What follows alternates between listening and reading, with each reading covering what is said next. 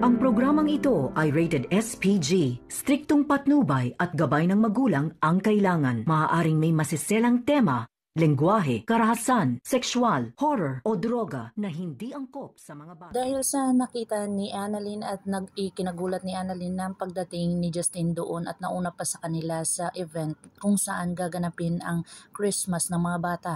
Dito na nga ay talagang sinabi niya dito kay Giselle upang ito ay malaman ni Giselle na andun pala si Justin.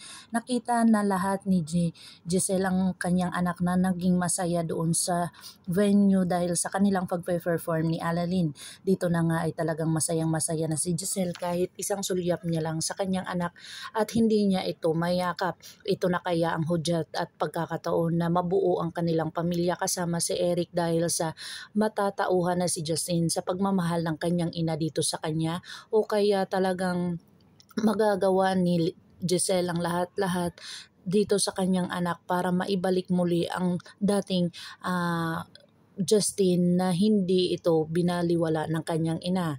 Pakakabangan natin ang mga susunod pa na episode na ito. Ang abot kamay na pangarap. If you like my story, please like, share, and subscribe para ma-update po kayo sa mga susunod pa. Yun lamang po at maraming salamat.